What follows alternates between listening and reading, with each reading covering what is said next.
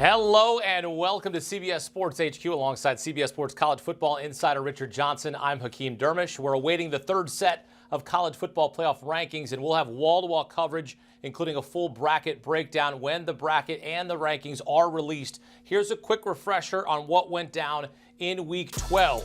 Plenty of drama in the SEC. Third-ranked and undefeated Texas A&M pulled off the biggest comeback in school history, down 30-3 at halftime. The Aggies outscored South Carolina 28-0 in the second half. Georgia defeats Texas for a third straight time, set to move into the top four tonight, while Oklahoma beat Alabama for the second year in a row. Sooners scored 17 points off of 3 tied turnovers to snap Alabama's 17-game home winning streak. And for let's welcome in CBS Sports HQ college football analyst and host of the Cover 3 podcast, Chip Patterson.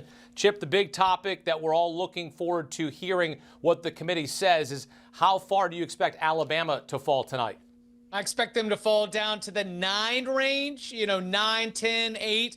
A lot of it, honestly, has to do with what they think of Notre Dame, because Oklahoma, Alabama, I do expect that the committee will respect the head-to-head result that we just saw last week, maybe a little more than they respected the Miami-Notre Dame head-to-head result that we saw back in Week 1. But recency bias aside, I do think that Notre Dame is an interesting thorn there among 2 lost teams in a very critical spot of the rankings, because where we are is deep enough into the process to be able to identify the bubble, so that 7 through 11 region, where if you're all the way down at 10 or 11, you could be in jeopardy depending on how things go the rest of the season and in the conference championships. If you're closer to the 7 and 8 at this point in the season, you're no lock. You're not safe. I mean, I don't even think 6 is safe, but I think you at least are feeling good about yourself. So my expectation is we'll see Oklahoma ahead of Alabama, possibly in that 8-9 spot.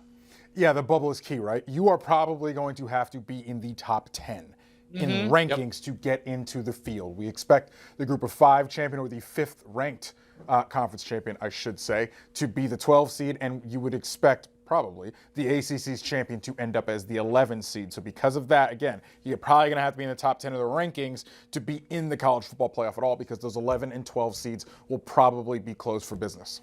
Chip, we're going to eventually lose you in the hour because you're going to be doing duties for the Cover 3 podcast. If I were to tell you that Notre Dame and Miami ended up with the same exact record, right? One plays in the ACC, one is independent. You know all the information. Miami beat Notre Dame earlier in the season. Who are you putting in? Who am I putting in, or who do I think would get it? Who would you put in, and then who do you think would get it? If it's Chip Patterson's decision and Chip Patterson's decision alone, I want to make sure Week 1 matters as much as Week 13 or Week 14. If it was those 2 teams and just one spot, I'm going to give the edge to Miami, because that means that Miami has done something that we have not seen Miami do under Mario Cristobal, and that's go and win these road games in November. So I think that Miami has its own prove-it moment ahead. And as they are sitting on the outside looking in, and if they do win out, I think that based on where Notre Dame has been ranked and will be ranked, I think Notre Dame's got an advantage here. But Hakeem, if you're asking me, Chip Patterson, I am the entire committee. I am Chris Ault. I am Mark D'Antonio. I am Wesley Walls.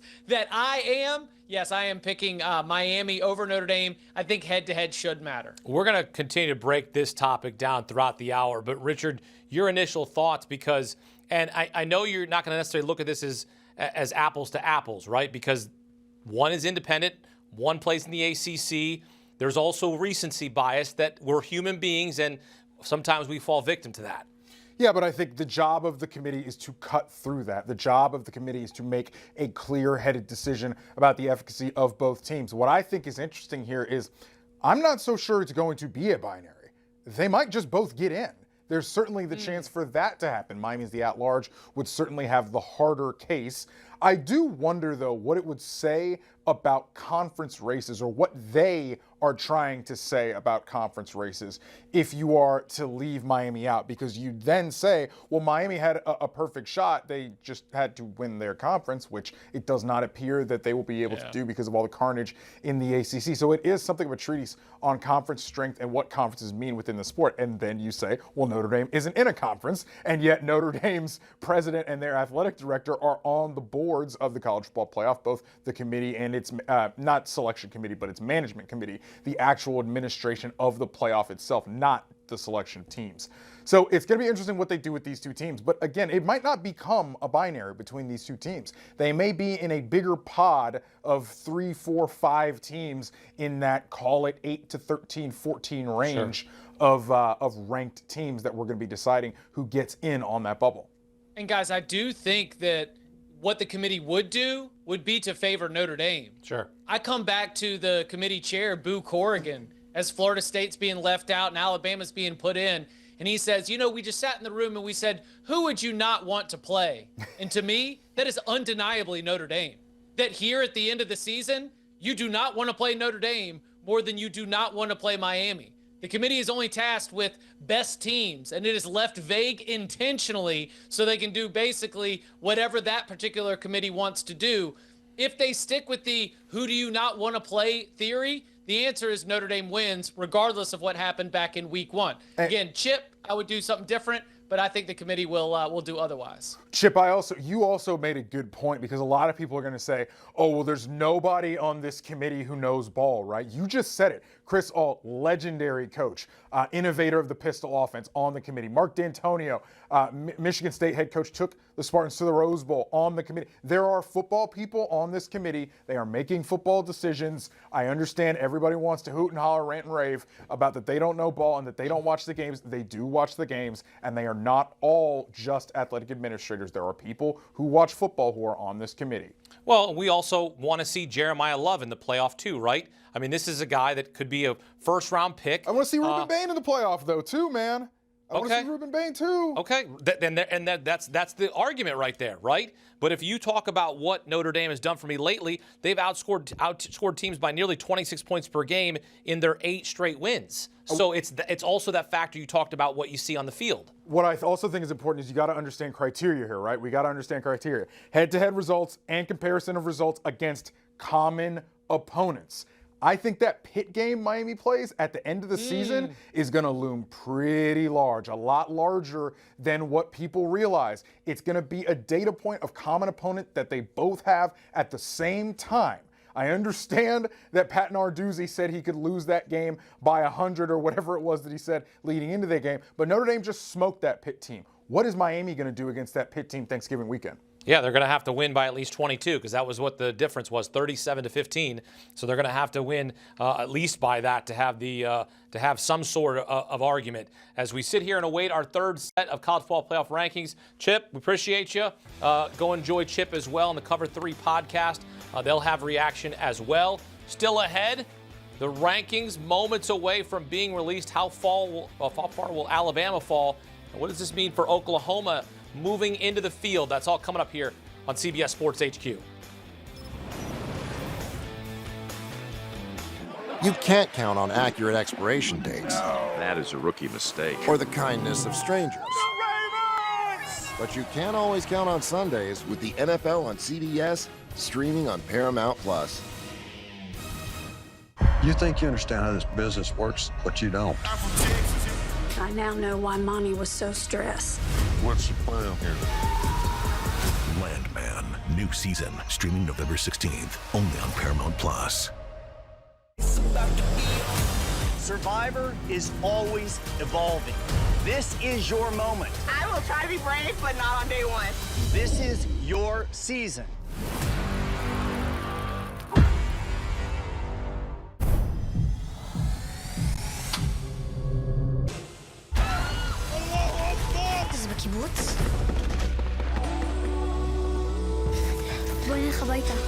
Red Alert, now streaming on Paramount+. I'm gonna start. What? You're going to die tonight. What are you talking about? Unless you give it what it wants. I want to play. Someone at this law firm knew they were fueling an epidemic. You come forward now, you're just a crazy old lady with no evidence. You didn't see this coming, did you now? Each of you will represent your hometown. What? These 15 artists battling over the world. I want to put Hawaii on the map, and not just in that little box on the bottom corner. Ink Master Hometown Heroes, new season, now streaming exclusively on Paramount+. Being on the road, I don't think it's a job. I think it's a calling.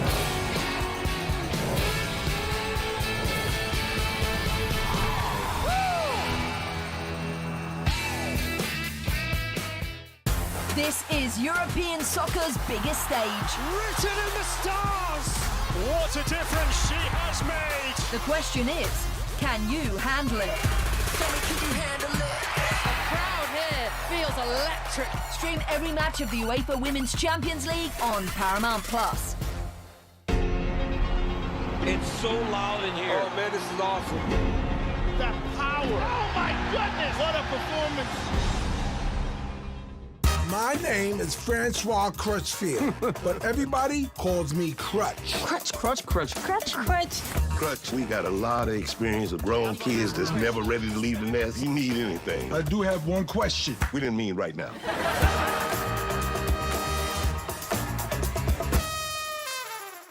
You can't count on Derek's tongue skills. Oh, Tony, I think it hit the ground. But you can always count on Sundays with the NFL on CBS and Paramount+. Breaking news into CBS Sports HQ. Lakers star, the King, will make his return. LeBron James set to make his season debut tonight at home against the Jazz. That's according to an ESPN report. LeBron missed the first 14 games of the season with sciatica in his right leg. The 21-time All-Star and future Hall of Famer entering his 23rd season in the NBA, which will pass Vince Carter for the most all-time. LeBron set to turn 41 years old in late December. He will make his season debut tonight. We'll have full highlights and reaction when that game goes final here on CBS Sports HQ.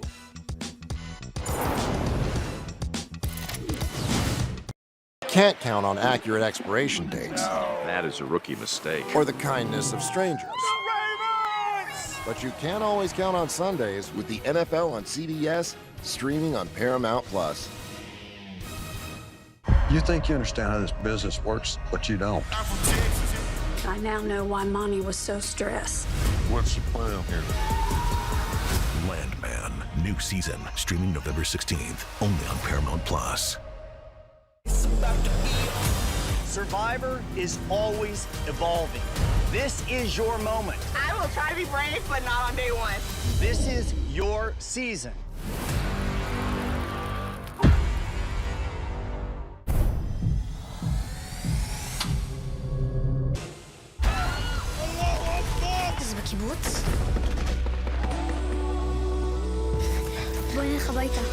Red Alert, now streaming on Paramount+. I'm gonna start. What? You're going to die tonight. What are you talking about? Unless you give it what it wants. I want to play. Someone at this law firm knew they were fueling an epidemic. You're just a crazy old lady with no evidence. You didn't see this coming, did you now? Each of you will represent your hometown. These 15 artists battling to take over the world. I want to put Hawaii on the map, and not just in that little box on the bottom corner. Inkmaster Hometown Heroes, new season, now streaming exclusively on Paramount+. Being on the road, I don't think it's a job. I think it's a calling.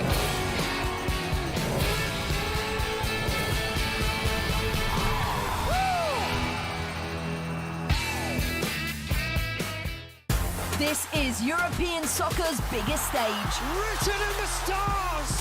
What a difference she has made! The question is, can you handle it? Tell me, can you handle it? The crowd here feels electric. Stream every match of the UEFA Women's Champions League on Paramount+. It's so loud in here. Oh man, this is awesome. The power. Oh my goodness, what a performance. My name is Francois Crutchfield, but everybody calls me Crutch. Crutch, crutch, crutch. Crutch, crutch. Crutch, we got a lot of experience with grown kids that's never ready to leave the nest. You need anything. I do have one question. We didn't mean right now.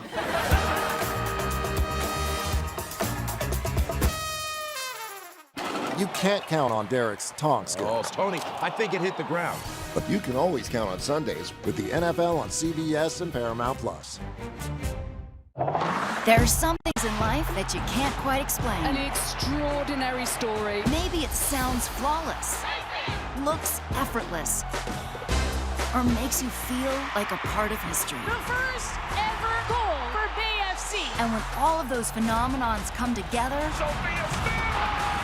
it's perfect. Pitch perfect.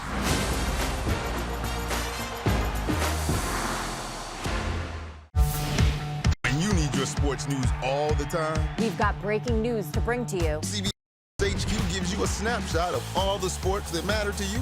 Big news coming out of the NFL. A lot of movement in the rankings this week. With highlights. What a finish at the final round of play. And in-depth analysis. Can they three-peat? Tony Romo joins the conversation. What can you say about this game? When you need your sports in a snap, we're bringing you that breaking news right here on HQ. Find it on CBS Sports HQ. Streaming free anywhere you are. When you need your sports news all the time, we've got breaking news to bring to you. CBS Sports HQ gives you a snapshot of all the sports that matter to you. Big news coming out of the NFL. A lot of movement in the rankings this week. With highlights. What a finish at the final round of play. And in-depth analysis. Can they three-peat? Tony Romo joins the conversation. What can you say about this game? When you need your sports in a snap, we're bringing you that breaking news right here on HQ. Find it on CBS HQ. Streaming free anywhere you are. In the Champions League, every picture tells a story. And every great story would you believe this? needs an audience. Paris Saint-Germain have won the Champions League. It's a really special moment. Step inside the frame and feel every match, every goal, truly remarkable, every moment of the world's best soccer. Shakespearean drama, that's all you can see. The UEFA Champions League. Every goal, every game, live on Paramount Plus. Back here on CBS Sports HQ, the third set of college football playoff rankings have been released. And right now, the big story, Richard, is the fact that Alabama has fallen 6 spots, going from 4 all the way down to 10 after their loss to Oklahoma. Your reaction is what? Tumbled, and I didn't think they would go further than 10 because that would mean that they are effectively out of the college football playoff if it were to be played today. Remember, because the 5th highest ranked conference champion projected right now is Tulane, sitting at 24. And then the ACC champion, whoever that may be, I think it's Georgia Tech right now, is the projected leader right now. Georgia Tech would be the 11th seed. So you got to be in the top 10 of the rankings to make the actual dance when we get to Selection Sunday. That's about how it's shaping up right now. So having Bama still in, I think, is noteworthy because you have to have, I imagine the committee thought, Oklahoma in because they just beat Alabama, and they have to have Oklahoma above Alabama because they beat Alabama. So Alabama's sitting at 10. That's right there. I mean, there is no more room for error for Alabama. What's the thinking then if you're putting Alabama behind Notre Dame? I just think you like Notre Dame. You like the way Notre Dame is playing right now. You like what Notre Dame has done after. If you put those two teams on a field, who would win that game? Notre Dame and Alabama. I'm taking Notre Dame. Okay. I'm taking Notre Dame on a new. Does that play into what is being done here in these rankings? I think so. I think you're taking Notre Dame on a neutral field right now against Alabama, and I do think that plays into where they slotted them. So Alabama falling all the way to 10. Oklahoma moved up 3 spots to 8. We now know that Georgia's in the top 4. Do you see anything here in the top 12 that you look at and you go, I don't like that, or I agree with that, they got this right?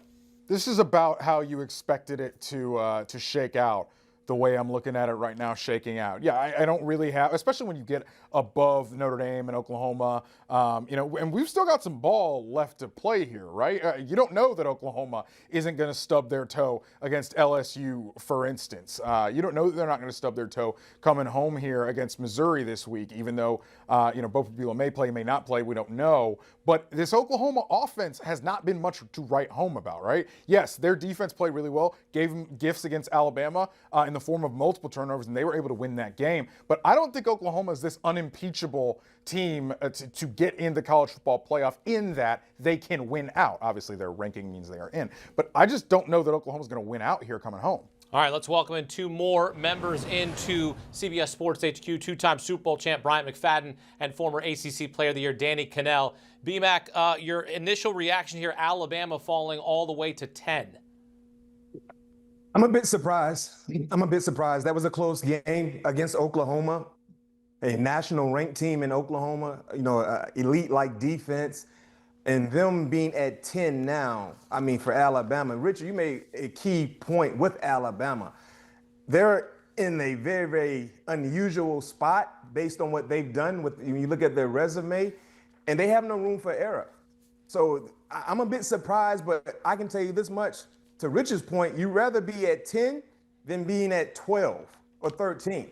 Because I feel like if Alabama, if they win in the Iron Bowl against Auburn, I highly doubt the committee would leave Alabama outside the top 12. So I'm a bit surprised to see them at 10, but I still think if they take care of their business, they will find a seat at the table in the playoffs. Danny, I'm just a little confused a little bit of why Alabama is behind Notre Dame. Does that make sense to you, or you can see both sides of it? The committee loves Notre Dame. Yep. I mean, that's been pretty evident that they love the way they're playing right now. You know, they have been able to forget about their 2 losses, which happened the first 2 weeks of the season, and they've fallen in love with Notre Dame, and they're not backing down from it. I mean, if you went by wins, who have you beaten? It's not even close. Now, I do think the thing that's interesting about Alabama, and everybody kind of forgot about, is the loss to Florida State is a bad loss. Like, that's just the reality of what it is. By 2 touchdowns, first week of the season, it's a bad loss. But Bama by far has better wins than Notre Dame.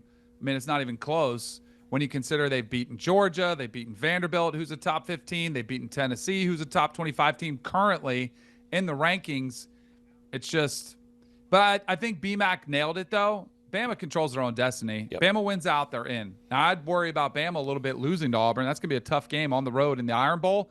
And, they just got beat by a really strong defensive team that's very similar makeup. So I think Alabama controls their own destiny, but it's very clear that Notre Dame, the committee loves Notre Dame. And I would say they don't love Miami because Miami's still, they've closed that gap somewhat between Notre Dame, but Miami has better wins than Notre Dame, and they beat them head-to-head. Yeah, but Danny, one thing to note here, and you mentioned the gap, right, between Notre Dame and Miami. People are going to say, well, just like you did, the Miami beat Notre Dame. You don't judge that head-to-head unless they are in the binary of comparable teams. Right now, they are too far away. That's the point you're making there. They're too far away for that head-to-head to come in. Now, Miami has narrowed that gap. I mean, they were in the 18 in the first 8-6 to 4. Right. They're 18. Spots to 6 spots to now 4. They need to get a couple more to get in that same pod so that they stack them up next to each other. But even that being said, I don't know if the committee just, if they do get next to them, says, oops, we've been wrong all along. I think Miami just might be screwed. Yeah, well, they might be. In fact, they need like BYU to lose this week. They need BYU to drop a game here the last 2 weeks of the season. Here's what I tell you could help Miami here coming home. The funny thing about Notre Dame, while they are not in a conference, they do have the scheduling agreement with the ACC where they play 5 ACC teams, which means they have 4 common opponents with Miami, and 2 of them are still to come. Notre Dame plays Syracuse this week, and they play Stanford at the end of the season. Notre Dame's going to have to show in those games, I think, to completely win the binary debate if they get into one with Miami. Remember, your common opponents matter. Indeed they do, and they will have a common opponent at the end of the season in Pitt. Let's take a look at the top 25 here. We have a change in the top 4. Georgia beating Texas, Alabama falling to Oklahoma, so Georgia now would receive a bye. Perhaps Georgia and Alabama will play for the SEC title, but we know Texas A&M still has the lead path there. We'll wait to see how that shakes out. Texas Tech at 5, and Ole Miss up 1 spot to 6. Oregon up 1 spot to 7. As we mentioned, Oklahoma up 3 spots to 8. Here's what it looks like 13 through 25. So Miami ranked 13th, but the path for Miami to get to the ACC Conference Championship game is really difficult. First, they got to win out. They need Pitt to beat Georgia Tech this week. They need Virginia Tech to beat UVA next week. They need SMU to lose their last 2, and they need Duke to lose 1 of 2 games. They play North Carolina and Wake Forest. So that's a tough path for Miami to get into the conference championship. But their overall conference, overall record does look good enough, but it might not be good enough. And our Group of 5 representative out of the American will be Tulane right now. So they would have the 12 seed And right now, as we stand, it would be Miami as the representative out of the ACC. But as I just listed, going to be tough for them to get to the conference championship. Right now, it's looking like Georgia Tech in the driver's seat there, coming in at 16th in the country. All right, so you take a look at what we just laid out there for Georgia, for Notre Dame, and for Miami. When you look at what could happen here, if you're talking about helping or needing a team to lose, BYU could be that bid thief, right? If BYU wins out, goes to the Big 12 championship, the committee's going to have a hard time not including Texas Tech. Yeah, I think the Big 12 title loser, if BYU wins out and gets there and Texas Tech wins out and get there, I think the Big 12 loser will also be in the dance because the committee has been very hard-pressed to ding teams that lose in the conference championship game because theoretically, if you're in a conference championship game, you have the 13th data point, and that 13th data point would be a good loss, quote-unquote, because you're in a conference championship game. So you're losing to a conference champion. So, yeah, I do think conferences still matter, even though we all like to throw that away and we don't like to worry about it. We don't like to talk about it. Conferences still matter, and I do think conference races still matter. Miami. I understand that Miami had a great non-conference slate, but you also have to take care of business in your league, and Miami hasn't done that. I think one thing, BMAC, that the committee has made pretty clear, if you have a 0 or a 1 in your loss column, you will be ranked in front of a 2-loss team. It doesn't matter if you have 4 ranked wins. It doesn't matter if you have to come back, you're down by 27, you're Texas A&M. You're going to stay at the top because of that overall record. Yeah, and it's about the timing of when you lose, right? I think that's very, very significant when you look at how the ranking is assembled now, especially with the most recent loss happening with Alabama this past weekend. But when you look at the top tier teams, I mean, that's status quo. I mean, when you look at what's happening now, I mean, Ole Miss, they have Mississippi State left, right? When you look at Oregon, they have USC. I mean, then you look at Oklahoma. Oklahoma is the one team that is currently sitting in a very, very comfortable seat, but I don't know if they will stay there because, yes, they have 2 competitive games left to be played where chaos could take place once again when you look at Mizzou and LSU to finish out the season. So there's a lot of things that could shake up in terms of what we see now and how the final rankings will look. But right now, to your point, Hakeem, yes, it's about when you lose compared to having that 1 loss or 2 loss a la Alabama. Well, and you take a look at what's coming up this week. The biggest game in terms of implications is USC at Oregon. If USC finds a way to win out, the committee is going to have a hard time keeping them out. Yeah, we're going to have a conversation about USC, absolutely, if they're able to win that game. But if Oregon wins that game, by the way, that gives Oregon a really, really good win. You could have Oregon jump Ole Miss, for instance. And I mean, you could get enough carnage, which how this works, that Oregon could find their way to sneak in the top 4 when all is said. And I'm talking about in December after conference championships are played. One of these Big Ten teams is not going to be in that top 4. Maybe Texas Tech loses, and one of those SEC teams also is going to be out of the top 4. So Oregon could find their way to kind of slink up into the top 4 when all is said and done. And Danny, there's a way that Michigan could find their way into the college football playoff. If they were to beat the Buckeyes, which they've done for 4 years in a row, I don't really want to think about that being a reality, but it certainly is a reality. That game is at the Big House in Ann Arbor.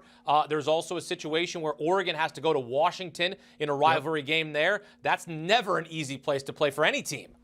There's a scenario where you could have a logjam of 10-2 teams that are just all right there, and what do you do, who you keep out? And if you want expansion to 16 teams or whatever it is, that's probably what you're rooting for. I think 12 teams is perfect, but there is a scenario we could have a bunch of those 10-2 teams, and then who are you going to lose out? And by the way, Ole Miss, who is, looks like they're sitting pretty at 5, if they lose to Mississippi State and you really start digging into their resume, they haven't played a great non-conference schedule. They don't own that many wins that are really signature wins.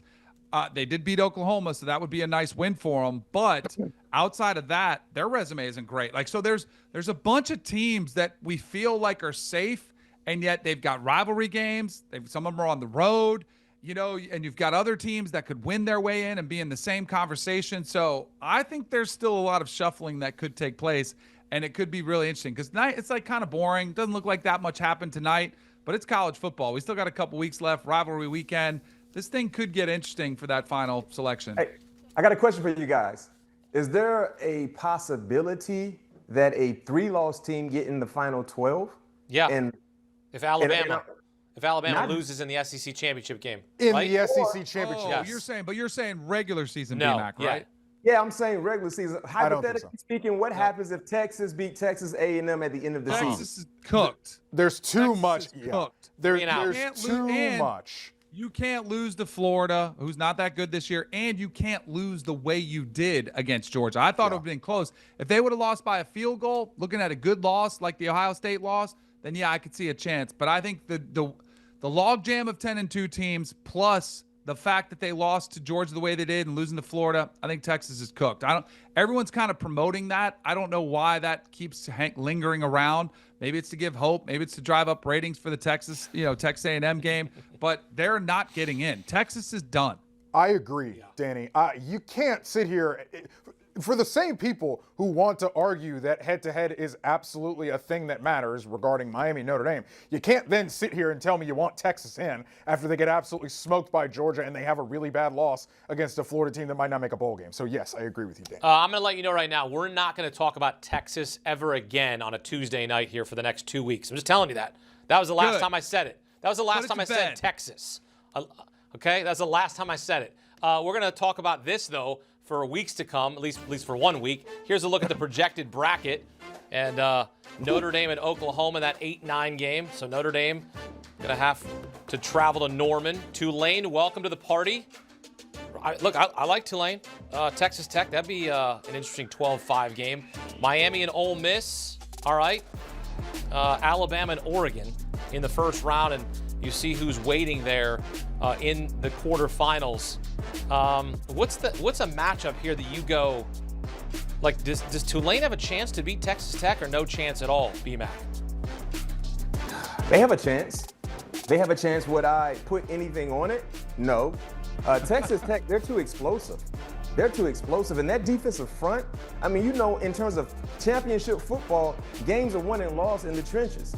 I mean, Texas Tech, defensively, their defensive line can go. They got a bunch of pros on there, along with one of the best linebackers in the game. So they have too many dudes on the defensive side, I think, that would take that game into deep waters for Texas Tech to be able to prevail and win that game. So, I wouldn't put anything on any upsets happening in that matchup. Danny, I want to draw your eye to that matchup between Alabama and Oregon.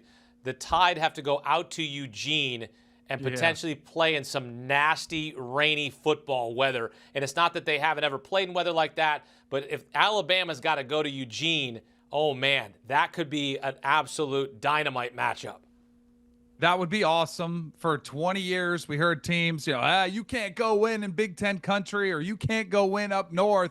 And last year we saw Tennessee try to do it, and we saw a lot of fans travel up to Ohio State. We saw how that worked out.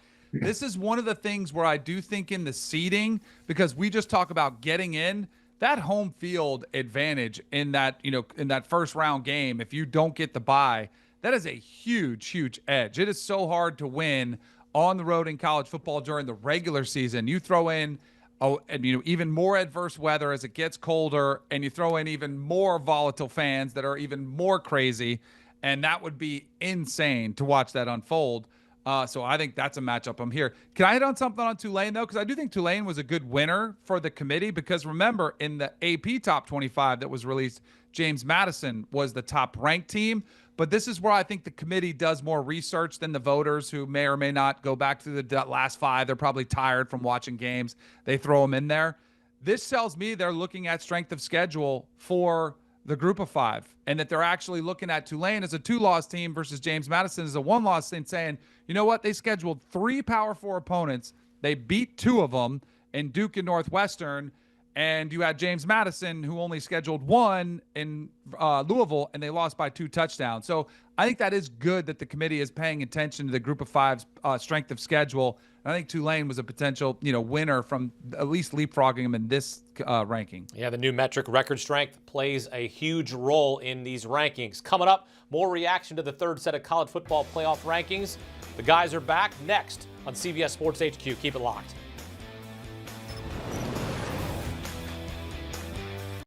Can't count on accurate expiration dates. That is a rookie mistake. Or the kindness of strangers. But you can always count on Sundays with the NFL on CBS, streaming on Paramount Plus. You think you understand how this business works, but you don't. I now know why Mommy was so stressed. What's the plan here? Landman, new season, streaming November 16th, only on Paramount Plus. Survivor is always evolving. This is your moment. I will try to be brave, but not on day one. This is your season.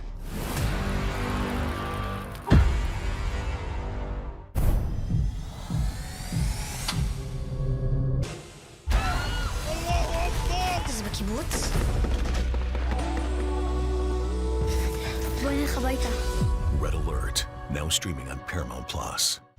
I'm gonna start. What? You're going to die tonight. What are you talking about? Unless you give it what it wants. I want to play. Someone at this law firm knew they were fueling an epidemic. You come forward now, you're just a crazy old lady with no evidence. You didn't see this coming, did you now? Each of you will represent your hometown. It's 15 artists battling to take over the world. I want to put Hawaii on the map, and not just in that little box on the bottom corner. Inkmaster Hometown Heroes, new season, now streaming exclusively on Paramount Plus. Being on the road, I don't think it's a job. I think it's a calling.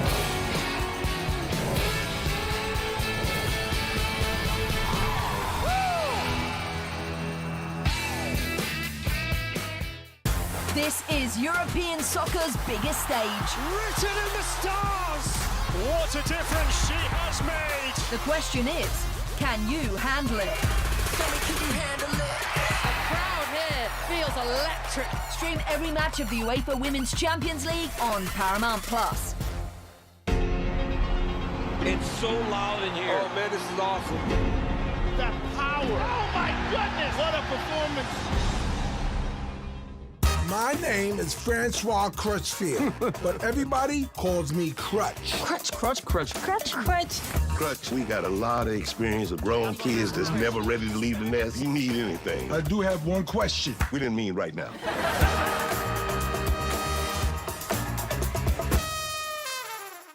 You can't count on Derek's tong skills. Oh, Tony, I think it hit the ground.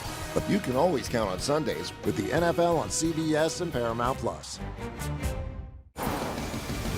The third set of college football playoff rankings have been released. Here's a look at the projected bracket. Ohio State, Indiana, Texas A&M, and Georgia would receive a first-round bye. Seeds 5 through 12 will play each other in the first round, with the higher-seeded teams playing host. 11 games will be played in all, culminating with the national championship in Miami. All right, back here with Richard Johnson, Bryant McFadden, and Danny Cannell. And you saw a little taste of that first-round matchup there: Tulane, Texas Tech, Notre Dame, Oklahoma, Miami, Ole Miss, Alabama, Oregon. Which one of those would you most look forward to be watching in the first round? I'm looking at that Miami Ole Miss game, and I'm thinking that's juicy from the standpoint of Lane and Mario, obviously on the same staff together in the past, have some of that shared knowledge and know each other. I think that would be really fascinating. How would Miami handle going on the road to playing in that spot? It'd be really, really interesting. And Danny, we heard that Joe McGuire, he was campaigning and making a case for the group of five. He was campaigning for James Madison to be a part of the field, and now right now he'd project to match up against the American champion in Tulane. Yeah, I'm sure he would love that. They're projected to be a 23.5-point favorite. Sure. Like, I would love to be in that spot to play the group of five. I have been saying for about a month now that I don't think the group of five should be guaranteed a spot in the college football playoff. Last year, didn't say anything because I thought Boise State earned their way in. And I think this goes for any conference. There was a chance we could have gotten an 8-4 Duke team in the playoff from the ACC, and I said, you know what? I don't want to see them either. The group of five, I do think there should be a minimum requirement that they're a certain ranking. And I don't think it even has to be the top 12. Maybe it's the top 15, top 16, so they're in the vicinity. I think all these teams, especially this year, are going to be completely overwhelmed. Remember, Tulane played Ole Miss, who is a playoff caliber team, and lost 45-10 in the regular season. Last week it was USF. They got smoked by Miami, playoff caliber team.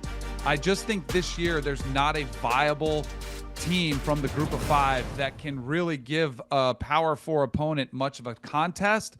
So I wonder if this does spark maybe a change in the requirements that you look at as opposed to a guaranteed spot for the group of 5, which I think would be better to say, you know what, we're going to have a minimum ranking where you have to be in order to be considered for the playoff. That wasn't received real well a month ago, but people are starting to come around to it and saying, you know what, maybe that's not a great idea. Well, BMAC, what this tells me is that perhaps we need more teams, right? If we're going to invite a group of 5 and we're going to make these restrictions for certain conferences, or it's going to be a certain record that you have to get into the field, right? You're not going to take 3 lost teams. Maybe this is telling us that we do need to expand in the next season or beyond. No, I love 12. I think 12 is good. You don't want to continue. So what are you trying to do? You trying to kick out the group of 5? I mean, to Danny's point, you got to earn it. I'd agree. And you got to earn it. Last year, Boise earned it. Yeah, they did. And Boise earned it last year, but then we saw how it played out against Penn State, right?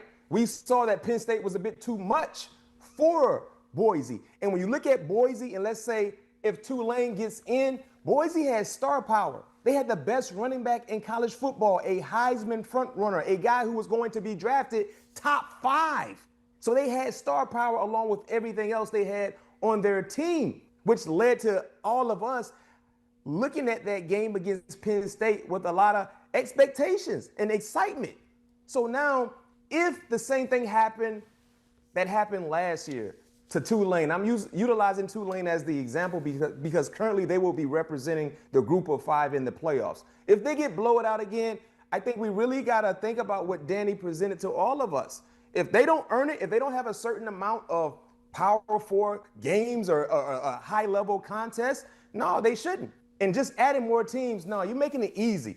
Hakeem, you know this. The playoffs, it's hard to get in. It's supposed to be hard to get in. Mm-hmm. All of these teams know exactly what they should do to get into the playoffs. It's just like the NFL. If you want to guarantee a spot in the playoffs, win your division in the NFL. College football, win your conference. You know exactly what you need to do to get into the playoffs to guarantee yourself a spot. I love the battle. I love the grind that it is right now with 12 teams. You got to find a way to fight to get in. Give me 14 teams. Make it too easy. 14 teams and the top 2 teams get a bye.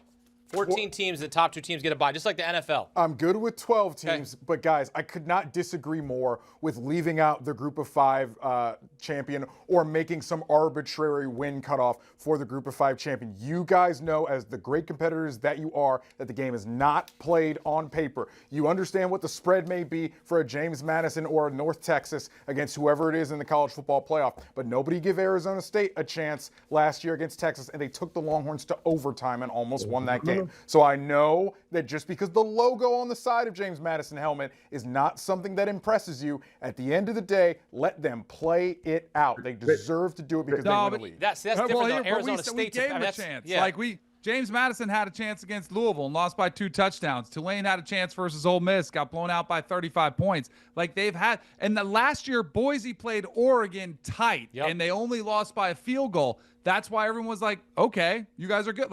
You've got to be able to show you can be competitive, and these teams haven't this year. Yeah, and Rich, you can't compare Arizona State to James Madison. Agreed. Why not? Because one's in the Big 12. Yeah, that's 2 different just teams. because they're in that different competition. It's a different level. No one wants to admit it. It's a different level. I will give you that it's a different level. I understand that it is a different level, but it doesn't mean that they don't deserve to be in the playoff just because it is a different level. I agree. If they earn it, they do, but not every year. Yeah, I would agree. I would have to say, Arizona State was on a different level. All right, I want to play a little blind resume here. Little game. We got 3 of you here to guess which team is which, okay? We've got Team A. We've got Team B. Richard, I'm going to start with you. You take a look at these 2 resumes. Which team are you putting into the playoff? I think if you look at these 2 resumes and you treat them as a binary, sure, you're putting Team B in the college football playoff. Okay. I think I got a good idea who Team B is and who Team A is. B-Mac, who you putting in? Team A or Team B? But first of all, I know both of these teams. I know you do. Don't answer. Just answer the question. Team A or Team B? I'll go B. Okay. Danny, which team? It's B all day long. This is why I wish the committee, instead of taking off the stupid hats at the door and going through that exercise, I wish they actually use more blind resumes, and that's how they chose the teams. Like, put on blindfolds and just tell them their resumes, because I think it's pretty obvious who has the better resume. Let's show them what they've won. Behind door number 2 is Miami.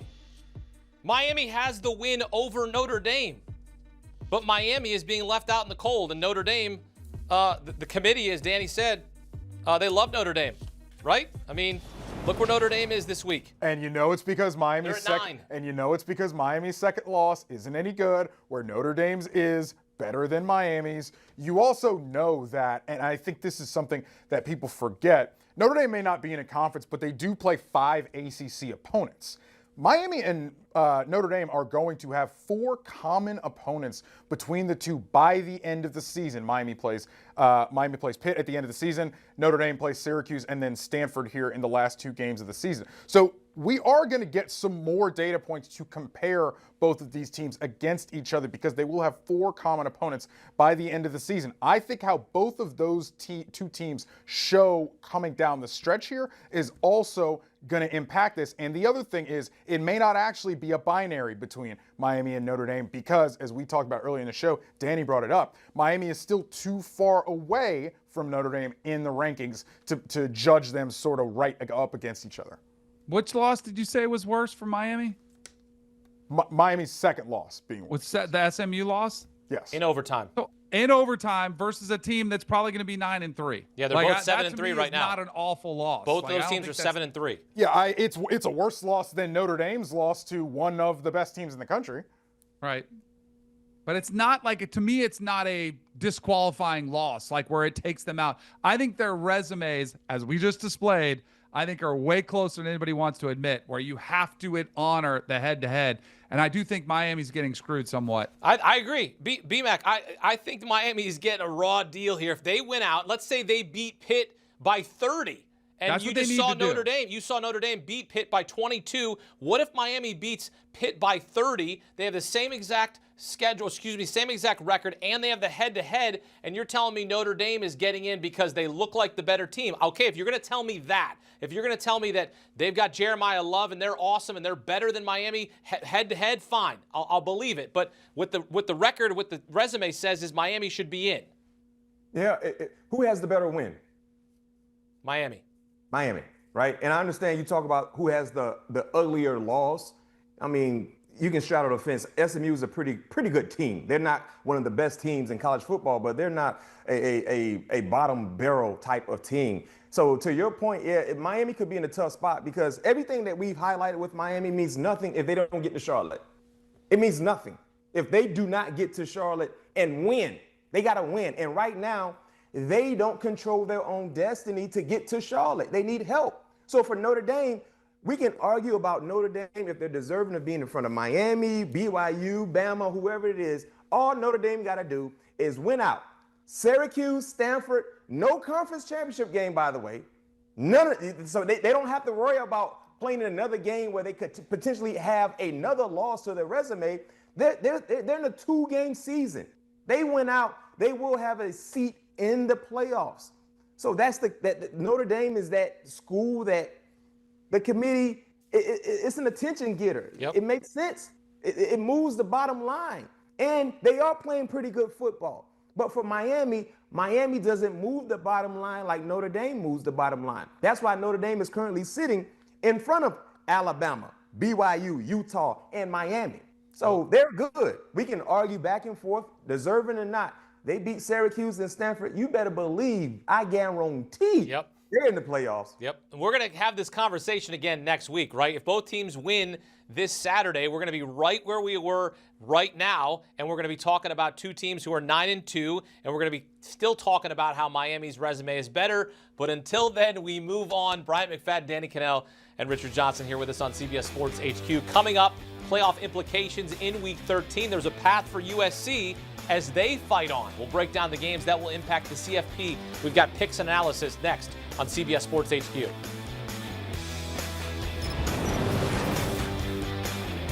You can't count on accurate expiration dates. That is a rookie mistake. Kindness of strangers. But you can't always count on Sundays with the NFL on CBS, streaming on Paramount Plus. You think you understand how this business works, but you don't. I now know why Monty was so stressed. What's the plan here? Landman, new season, streaming November 16th, only on Paramount Plus. Survivor is always evolving. This is your moment. I will try to be brave, but not on day one. This is your season.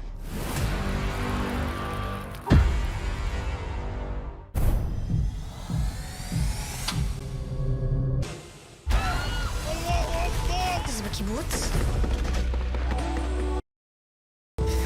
בוא נלך הביתה. Red Alert, now streaming on Paramount Plus. I'm gonna start. What? You're going to die tonight. What are you talking about? Unless you give it what it wants. I want to play. Someone at this law firm knew they were fueling an epidemic. You come forward now, you're just a crazy old lady with no evidence. You didn't see this coming, did you now? Each of you will represent your hometown. 15 artists battling to take over the world. I want to put Hawaii on the map, and not just in that little box on the bottom corner. Inkmaster Hometown Heroes, new season, now streaming exclusively on Paramount Plus. Being on the road, I don't think it's a job. I think it's a calling.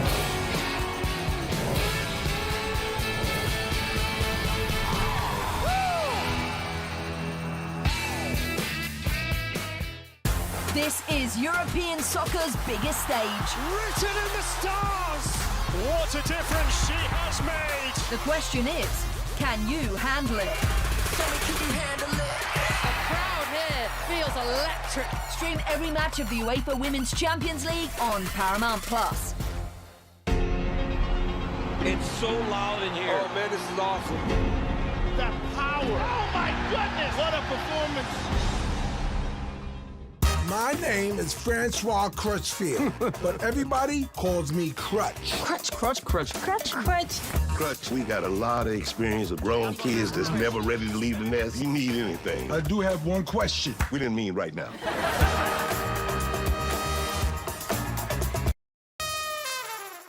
You can't count on Derek's taunt skills. Oh, Tony, I think it hit the ground. But you can always count on Sundays with the NFL on CBS and Paramount Plus. Show me the bracket in all its glory. All right, so this is what the projected bracket would look like after tonight's third set of college football playoff rankings. And some of these teams will be out, but for now, this is who's in. Ohio State, Indiana, Texas A&M, and Georgia would receive a first-round bye. Seeds 5 through 12 will play each other in the first round, with the higher-seeded team playing host. 11 games to be played, culminating with the national championship in Miami. We've still got 2 weeks left here to determine who's in, who's out, plus conference championship week, so still plenty to be determined. When we return, the playoff implications continue in Week 13. We'll break down the games that will impact the college football playoff next on CBS Sports HQ.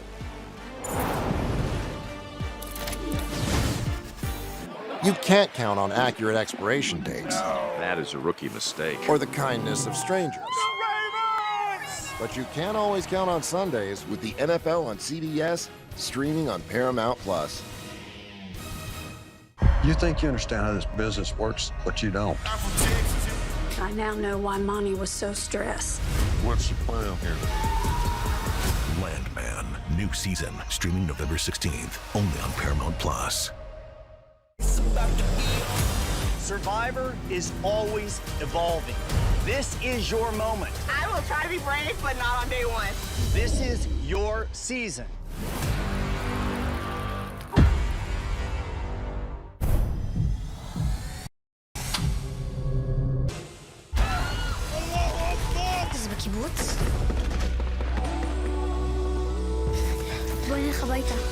Red Alert, now streaming on Paramount Plus.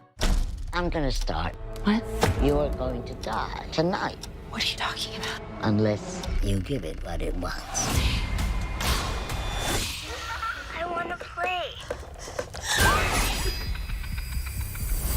Some law firm knew they were fueling an epidemic. You come forward now, you're just a crazy old lady with no evidence. You didn't see this coming, did you now? Each of you will represent your hometown. It's 15 artists battling to take over the world. I want to put Hawaii on the map, and not just in that little box on the bottom corner. Inkmaster Hometown Heroes. New season, now streaming exclusively on Paramount Plus. Being on the road, I don't think it's a job. I think it's a calling.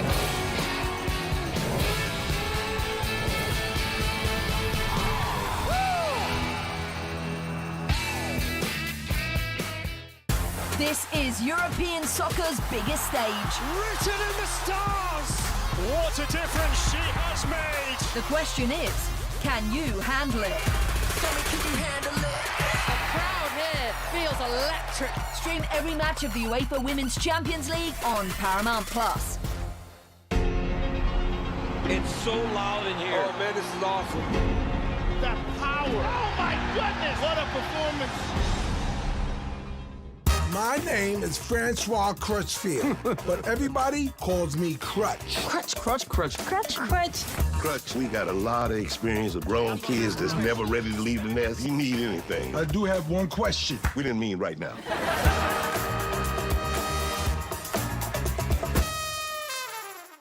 You can't count on Derek's taunt skills. Oh, Tony, I think it hit the ground. But you can always count on Sundays with the NFL on CBS and Paramount Plus.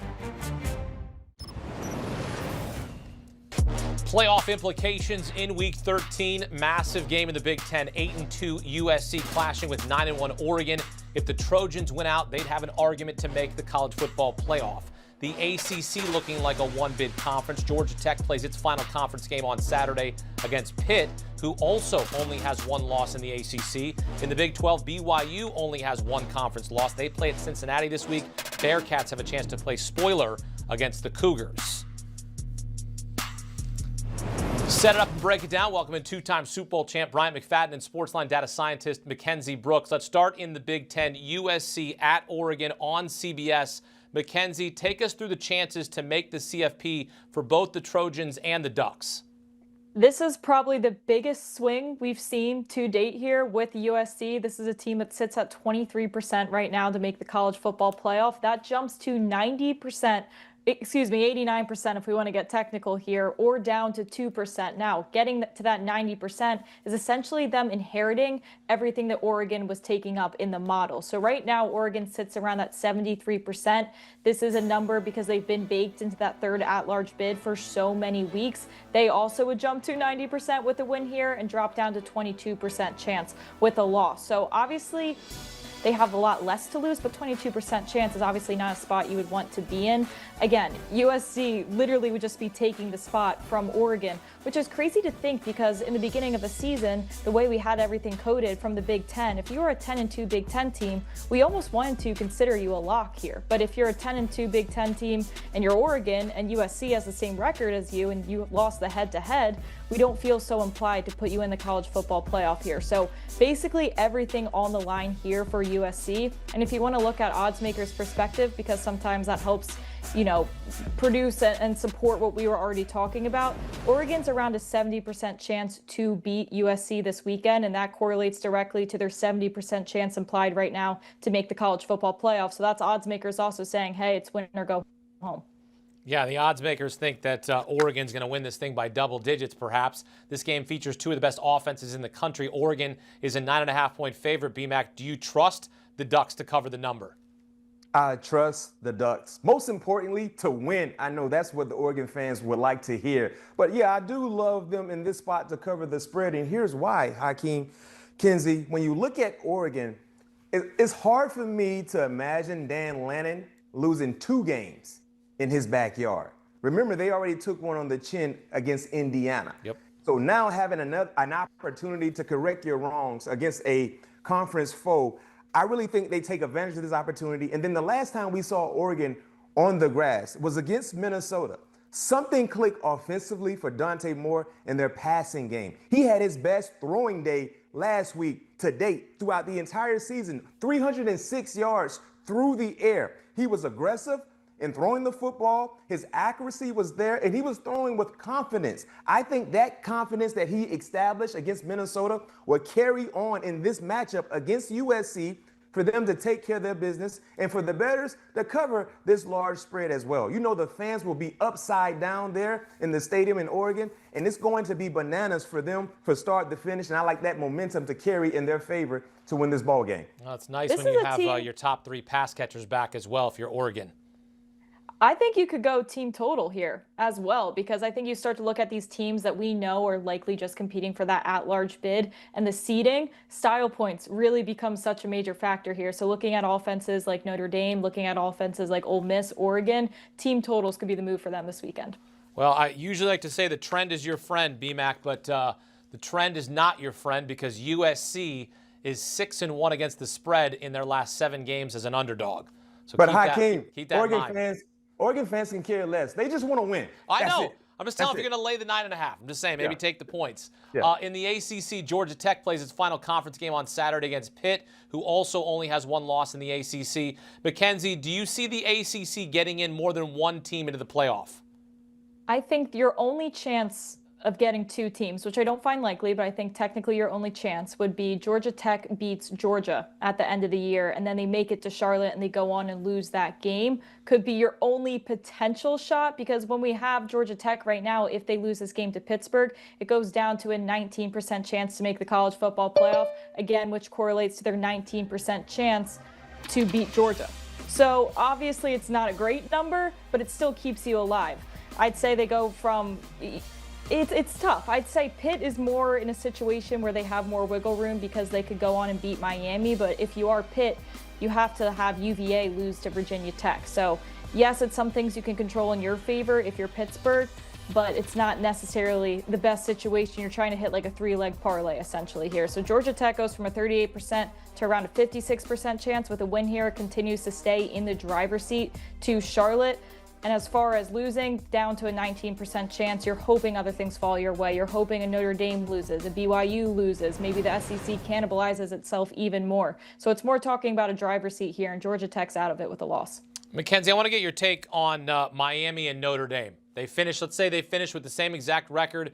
Miami has the head-to-head win over Notre Dame. You know the committee loves Notre Dame, but what would be the right decision? What would be the right call there if those teams have the same exact record and one has the head-to-head advantage?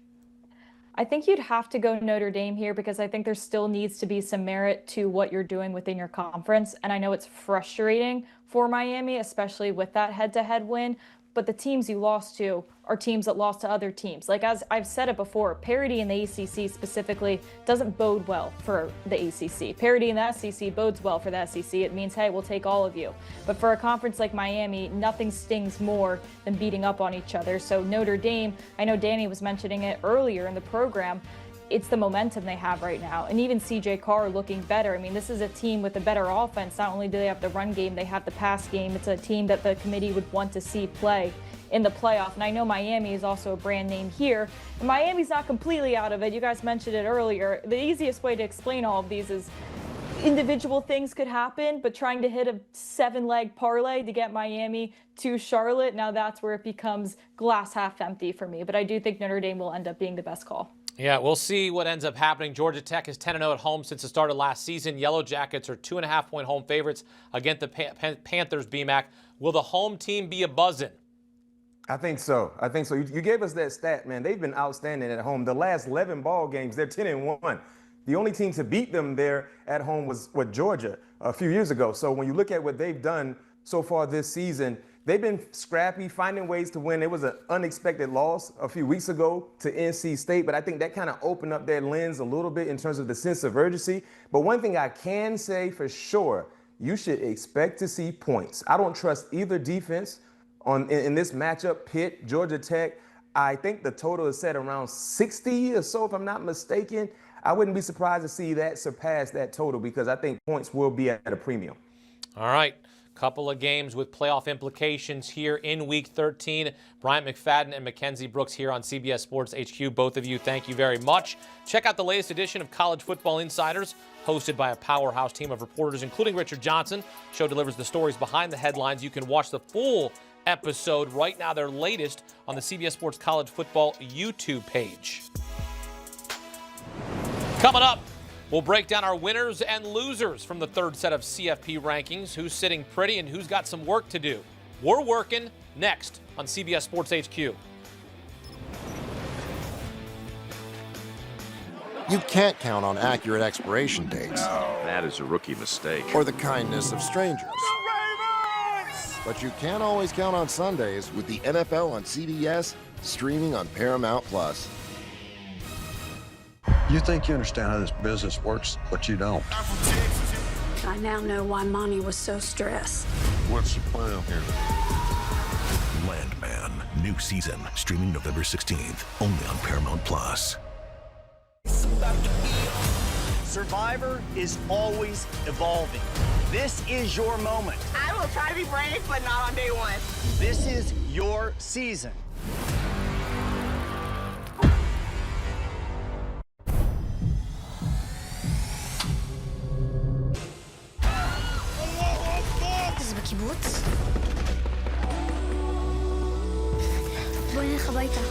Red Alert, now streaming on Paramount Plus.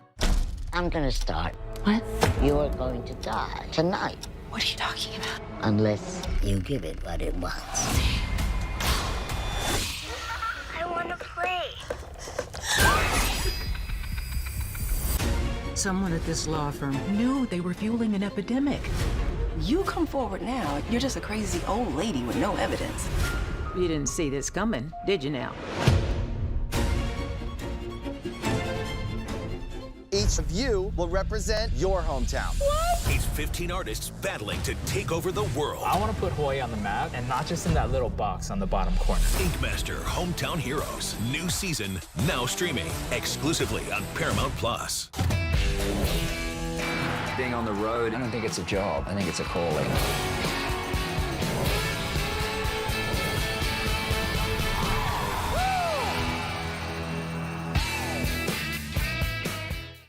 This is European soccer's biggest stage. Written in the stars!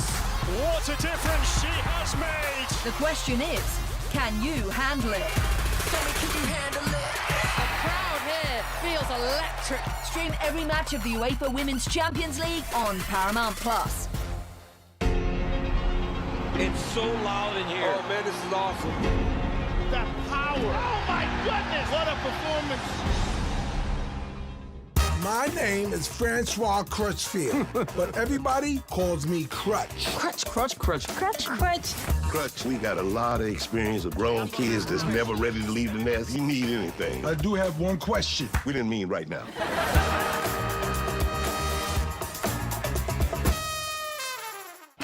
Can't count on Derek's tongue skills. Oh, Tony, I think it hit the ground. But you can always count on Sundays with the NFL on CBS and Paramount Plus. Show me the bracket. Third set of college football playoff rankings have been released. Here's a look at the projected bracket. Welcome to the party, Tulane. Georgia moving up to number 4. Would be receiving a first-round bye. Seeds 5 through 12 will play each other in the first round. The higher-seeded teams will play host. You see Miami, the projected ACC champ. They would need a lot to go right for them to be in the ACC Conference Championship game. Perhaps they'll get in as an at-large, but that's also a block there for them. We'll have to wait to see how it all plays out here in the next couple of weeks. 11 games to be played, culminating with the national championship in Miami. Welcome in CBS Sports college football insider Richard Johnson, two-time national champ Damian Harris, and CBS Sports HQ college football analyst Brad Crawford, here to break down their winners and losers from the third set of CFP rankings. Damian, I'll start with you first. Who's your biggest winner from the third CFP rankings? I mean, I'm going to be a homer, Hakeem. Y'all know who I root for. It's the SEC. We're still the best conference in college football. And when we talk about in a playoff system where a lot of conferences cannibalize themselves, teams cannibalize themselves, knock themselves out of elimination, we just saw Oklahoma walk into Bryant-Denny Stadium. They knocked off Alabama at home, and yet Alabama is still in the driver's seat. They still control their own destiny to get to the SEC championship, to get to the college football playoffs. I love it. People have been saying that the SEC is dead. We're not. We're back. We got 5 teams in. Now we just got to keep winning. The SEC is a huge winner right now. We got all these teams in, and they're all good teams. Who said the SEC was dead? Drive for 5, baby. Yeah, there's a drive for 5 on this desk. A lot of people, Hakeem. A lot of people. A lot of haters. Brad, I don't think there's any haters here. No, SEC's always been a 5-bid league. It's going to be a 5-bid league unless Bama or Oklahoma stubs its toe these last couple of weeks. My big first winner tonight is Tulane from the G5.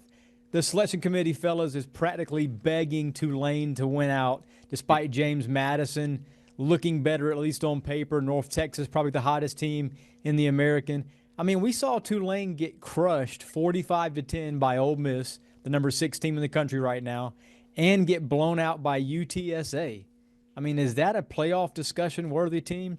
Probably not, but the committee thinks so, right? So to me, James Madison and North Texas, both those schools have a better case. You see the percentages right there according to Sportsline. North Texas, according to the analytics, is the favorite right now. I think the winner of the American Conference is going to be the selection committee's G5 selection. James Madison, I'm sorry, but the record strength and strength of schedule just isn't there for the Dukes. Brad, I think John Summerall agrees with you. I mean, he said today, right, that they're not a top 25 team, and he doesn't know what anybody's talking about.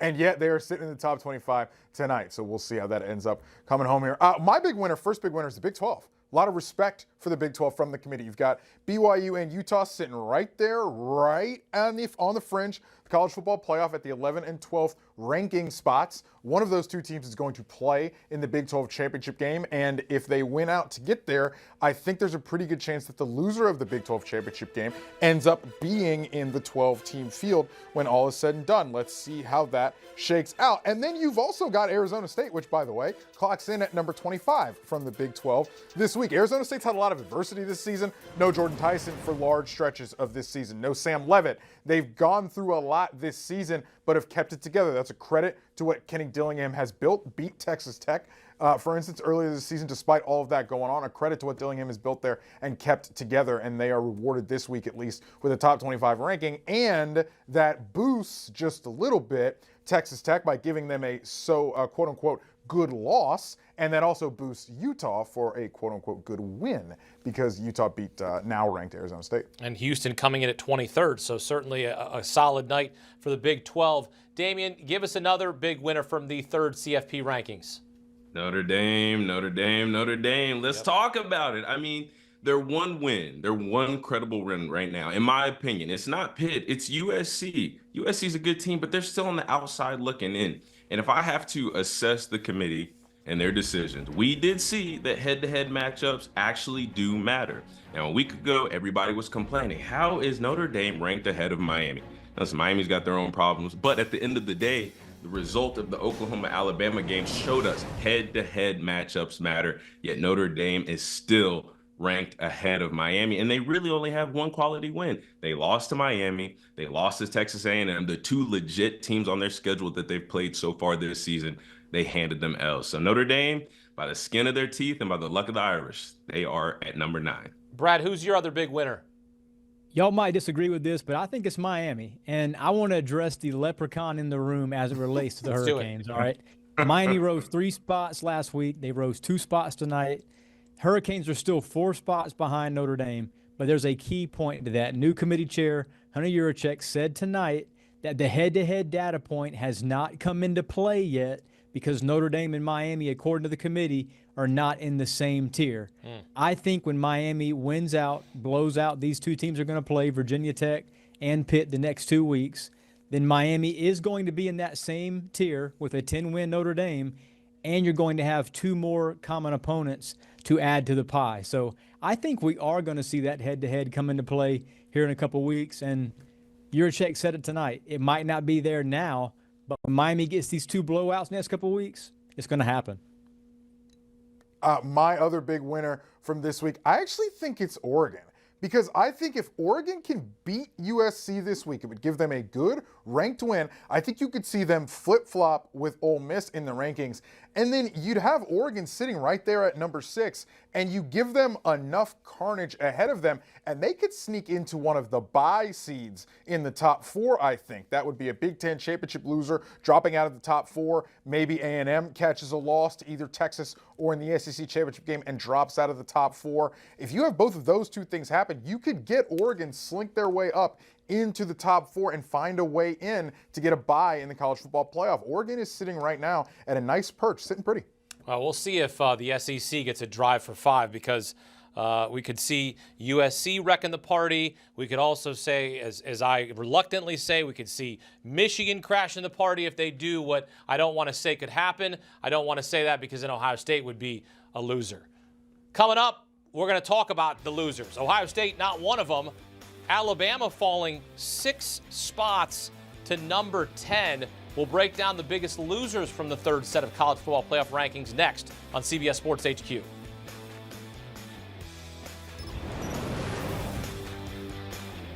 You can't count on accurate expiration dates. That is a rookie mistake. Or the kindness of strangers. But you can always count on Sundays with the NFL on CBS, streaming on Paramount+. You think you understand how this business works, but you don't. I now know why Monty was so stressed. What's the plan here? Landman, new season, streaming November 16th, only on Paramount+. Survivor is always evolving. This is your moment. I will try to be brave, but not on day 1. This is your season.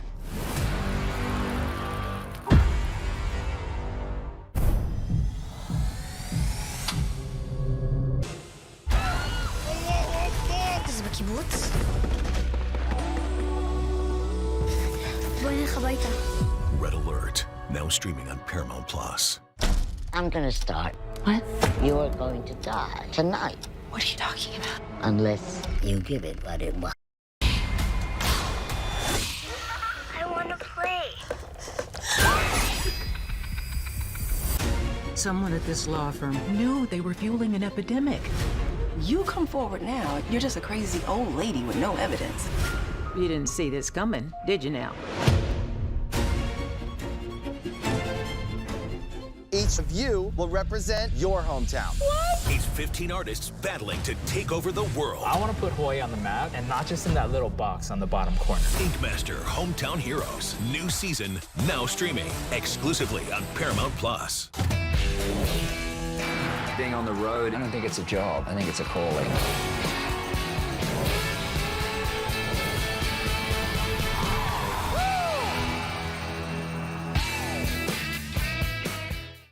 This is European soccer's biggest stage. Written in the stars! What a difference she has made! The question is, can you handle it? Tell me, can you handle it? The crowd here feels electric. Stream every match of the UEFA Women's Champions League on Paramount+. It's so loud in here. Oh man, this is awesome. That power. Oh my goodness, what a performance. My name is Francois Crutchfield, but everybody calls me Crutch. Crutch, crutch, crutch, crutch, crutch. Crutch, we got a lot of experience with grown kids that's never ready to leave the nest. You need anything. I do have one question. We didn't mean right now.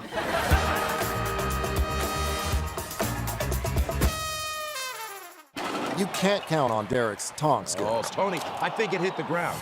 But you can always count on Sundays with the NFL on CBS and Paramount+. Top 4 seeds get a bye to the quarterfinals. This format replaces the conference champion model that was used last year. 5 highest-ranked conference champions still guaranteed a spot in the field, maintaining access for the group of 5. However, those champions will no longer receive preferential seeding. So Miami's in the field right now, but they've got a very, very difficult path to get to the ACC Conference Championship. They would need to win out. They would need Pitt to beat Georgia Tech this week. They would need Virginia Tech to beat UVA next week. SMU lose its last 2, and Duke to lose 1. So you're telling me there's a chance? Yes, there's a chance, but it's not a great one. All right, let's talk losers here. And Richard, who's your biggest loser coming out of the third CFP rankings? My biggest loser, I'm actually going to go with Miami. Yeah, and I would agree. Our guy Brad Crawford kind of spooked me because let me tell you something. Brad Crawford knows his way around this top 12 and how this committee thinks. So when I have a differing opinion with Brad, it gets me shaking in my boots. But I do still think that Miami's a little too far from Notre Dame to make that their game, their head-to-head, really matter here. Now, we're going to get some more data points with common opponents because Miami has Syracuse and Stanford coming home. Notre Dame has Syracuse and Stanford coming home, and Miami plays Pitt at the end of the season. So we're going to get some more common opponents. But Brad is telling you that they're going to keep tightening up here in the last couple weeks of the season. So that's why I'm a little worried. But for now, I'll say Miami's a loser because they're still too far away from Notre Dame for that head-to-head matchup to matter. Miami needs to beat Pitt by 30. That's going to be at least one of the requirements here to have a shot there. They're going to need some people to fall in front of them. Brad, give us a loser here for you after the third set of rankings.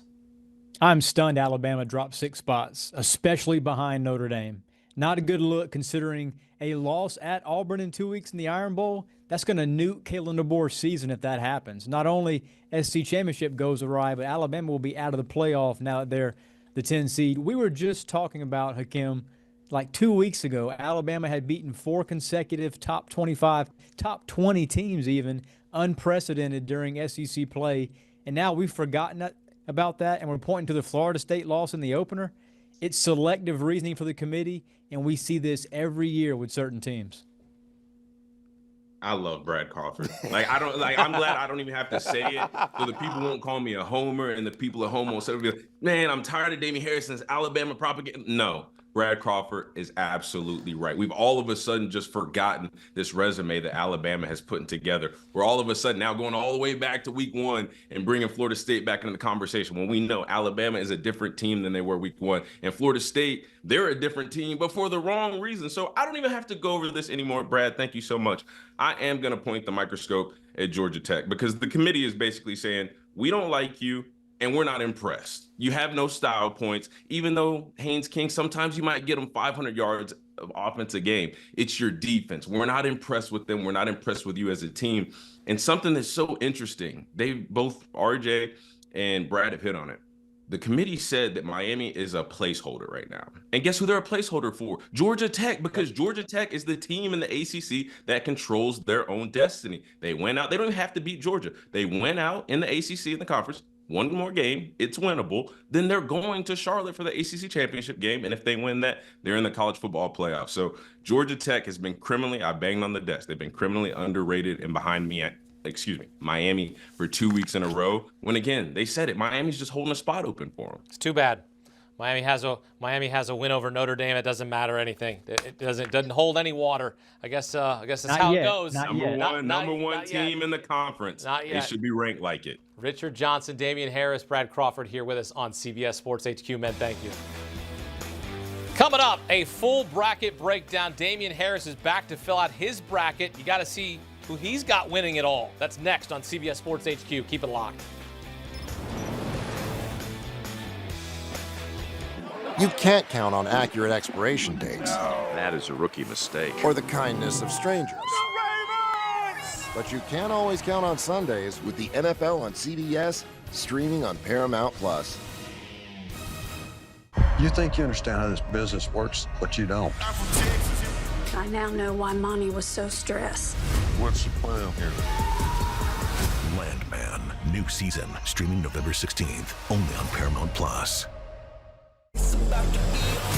Survivor is always evolving. This is your moment. I will try to be brave, but not on day 1. This is your season.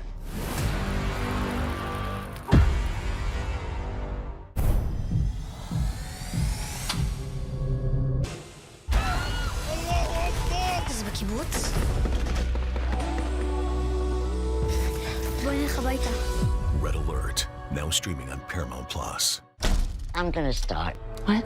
You're going to die tonight. What are you talking about? Unless you give it what it wants. I want to play. Someone at this law firm knew they were fueling an epidemic. You come forward now, you're just a crazy old lady with no evidence. You didn't see this coming, did you now? each of you will represent your hometown. It's 15 artists battling to take over the world. I want to put Hawaii on the map, and not just in that little box on the bottom corner. Ink Master Hometown Heroes. New season now streaming exclusively on Plus. Being on the road, I don't think it's a job. I think it's a calling.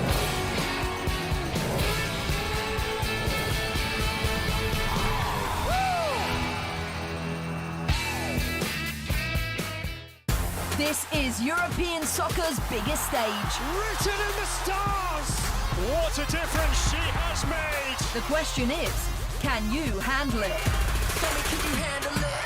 A crowd here feels electric. Stream every match of the UEFA Women's Champions League on Paramount Plus. It's so loud in here. Oh man, this is awesome. The power. Oh my goodness, what a performance.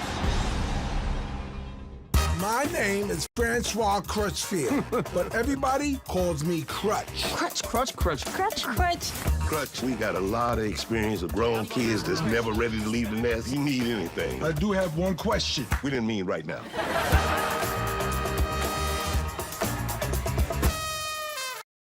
You can't count on Derek's taunt skills. Oh, Tony, I think it hit the ground. But you can always count on Sundays with the NFL on CBS and Paramount Plus. There are some things in life that you can't quite explain. An extraordinary story. Maybe it sounds flawless, looks effortless, or makes you feel like a part of history. The first ever goal for BFC. And when all of those phenomenons come together, it's perfect. Pitch perfect.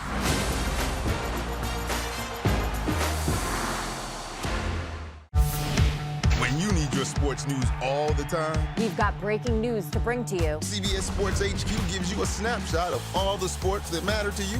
Big news coming out of the NFL. A lot of movement in the rankings this week. With highlights. What a finish at the final round of play. And in-depth analysis. Can they three-peat? Tony Romo joins the conversation. What can you say about this game? When you need your sports in a snap, we're bringing you that breaking news right here on HQ. Find it on CBS Sports HQ. Streaming free anywhere you are. It's year 2 of the 12-team playoff. Here's a look at the projected bracket based on the third set of college football playoff rankings. Ohio State, Indiana, Texas A&M, and Georgia would receive a first-round bye. Seeds 5 through 12 will play each other in the first round with the higher-seeded team playing host. 11 games will be played in all, culminating with the national championship in Miami. And every Tuesday, we'll be doing a full bracket breakdown with a guest picker. And who is that guest this week? A man who's won 2 national championships. Damian Harris here for Bracket Breakdown, filling out the bracket just like college basketball. And we're going to get right into it, Damian. Starting Norman, Oklahoma hosting Notre Dame. Who's advancing to play Ohio State? Ooh, that's a good matchup right there. Big brand on big brand. I like Oklahoma, and it's because of their defense. I think they get pressure on C.J. Carr. They've got the dudes in the interior of the defensive line to shut down the run game, and Jeremiah Love, as hard as that may be, he's one of the best backs in the country, and I think John Mateer just makes a few more of those off-schedule plays, enough to get him a dub, and they advance. All right, in the 12-5 projected matchup, Tulane would travel to Lubbock to play Texas Tech. Damian, does the Green Wave upset the Red Raiders? Nah, that money was well spent, especially on the defensive line. And I love what Tulane has been able to do this year, especially with Jake Retzlaff coming in, taking the reins, but he can't get away from that pass rush led by David Bailey, the FBS sack leader. They don't have the resources to keep up with Texas Tech. All right, down the bracket, projected ACC champ Miami against Ole Miss. Who you got there?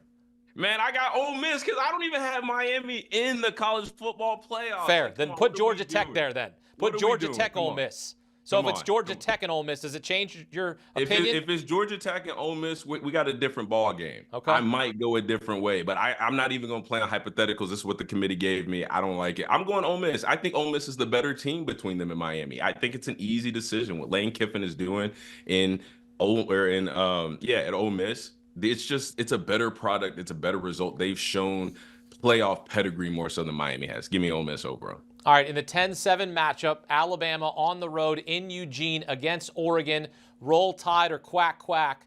And let's preface that you won 2 national championships at Alabama. Listen, I'm gonna tell you right now, I don't really like this matchup for Alabama. I don't because either. of the speed, the dual threat quarterback, the ability to checkmate everything you do. And Oregon has showed against a tough Iowa team in Iowa, they can play any brand of football. But I have a lot of faith in Alabama and Kalen DeBoer. Why? Because I've seen them make the biggest jump in college football from week 1 up until they lost to Oklahoma. So that shows me they can self-identify problems and they can fix them, and they can do it at a rapid pace. So if they take that same mentality with the loss they just had against Oklahoma, apply that the rest of the season, I think they end up becoming a better team than Oregon at this spot. Okay. All right, let's move to the quarterfinals. Oklahoma against Ohio State. Who you got moving on there? Ohio State puts John Mateer in a box. This Matt Patricia-led defense, they're too good. Offensively, Julian Sain has been robotic in how precise he is. And listen, the playoffs is when I expect the stars to be the stars. I know Jeremiah Smith hasn't popped off the screen numbers-wise. He's made a couple highlight-type plays. The numbers aren't jumping off, but I guarantee you once the playoffs get here, he's going to get active in a hurry, and he's going to try to lead this team, and he leads them past Oklahoma. All right, next quarterfinal matchup, Texas Tech against Georgia. And I think there are very few teams right now that are playing the way Georgia is. They've been labeled as a second-half team, but, man, what they just did to Texas, that was absolutely impressive. It was. Listen, Georgia's the hottest team in the country right now, and it's because of their head coach. Kirby Smart is the best adjuster in college football, whether it's halftime adjustments, whether it's midseason adjustments, whether it's the end of the season going to the playoff adjustments. They are just getting better. All the narratives that we wrote about them at the beginning of the season, they have completely erased them. And I'll tell you this, when it comes to Texas Tech, money can buy you a lot, but it don't buy you SEC toughness. They're not built to handle a Georgia team. They spend a lot of money to build themselves up, but they're not quite there yet, especially with how hot Georgia is. Georgia rolls. All right, keep moving through the bracket. Ole Miss against Texas A&M. Who's advancing in your bracket? Woo, woo, woo, woo, woo. I like A&M. Marcel Reed, I ain't got to talk about him yet. If you ask me, I might just throw him in the Heisman conversation at number 1. And we've seen what Kevin Elko has done with this team. We've seen what Tommy Moffitt, the strength coach that was let go of by Brian Kelly at LSU, they have built this team to last for a full 60 minutes. It's almost like they're taking the motto of Georgia, you just can't kill us. We saw that last week when the moment, the pressure, the opportunity is the biggest, the lights, they just shine for Marcel Reed. They've got a strong run game, and then you look at Cassius Howe and what he's doing for this defensive line is too much. It's just too much. Mike Elko and the Aggies coming back. Biggest comeback in school history as they rally from down 30-3 against South Carolina this past week. Last quarterfinal matchup, Alabama against Indiana. You know Kurt Cignetti once on Nick Saban's staff. Who's moving on there? I like Alabama. I do. I think what I learned in that Indiana-Penn State game, it showed me something. It showed me that if they can just get Jam Miller going, if they can use Jeremy Bernard as an extension of the run game, they've got the defense to put Fernando Mendoza in a box, and they're going to make him make the tough throws. Now, granted, we've seen it, but we haven't seen it against the same level of competition or the same level of athletes that Alabama has. I got to go with my gut. I'm not going with brand unity or loyalty. I'm just going with my gut feeling, and that's Alabama has too good of a record, too good of a strength of schedule and opponents they have played against to lose to an Indiana team. So you got Alabama moving on over Indiana. Is that what that's what you got? Okay. You're hearing me correctly. All right. All right. Absolutely. Let me hear this one correctly. Now to the semifinals, Georgia versus Ohio State. No one wants to play Ohio State right now. Who's playing for the Natty? Woo! Give me the Georgia Bulldogs. Right. I like them. Listen, this Ohio State team, they haven't been tested like Georgia gonna test them. They're not ready for it. Listen, all the things I said about Julian Sain and Matt Patricia's defense, Jeremiah Smith, that's all fine, that's all well. But again, Georgia is the hottest team in the country, and I've got to trust a man who's been there not just once, not just twice. He's been there multiple times. He's won them at Alabama. He's won them at Georgia. He knows how to get his team ready for the moment. It's almost like every year he tells his team, just get us there. I will lead us from there. Just get us in a spot to where we get to the playoffs. I'll take it from there. I like Georgia pulling off the upset against Ohio State. I love it. All right, there we go. Let's take a look at the odds to win the national championship. We will get Damien's championship pick here in a moment. Ohio State, the favorite to run it back, followed by Indiana, chasing their first football title in school history. Texas A&M and Notre Dame right there at the fourth shortest odds. The last school to win back-to-back natties, Georgia in 2021 and 2022. You can't count on accurate expiration dates. That is a rookie mistake. Or the kindness of strangers.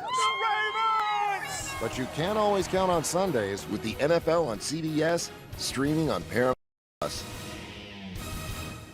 You think you understand how this business works, but you don't. I now know why Monty was so stressed. What's the plan here? Landman, new season, streaming November 16th, only on Paramount+. Survivor is always evolving. This is your moment. I will try to be brave, but not on day one. This is your season.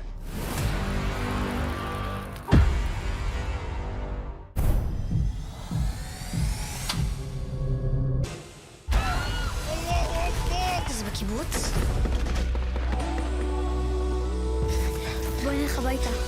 Red Alert, now streaming on Paramount+. I'm gonna start. What?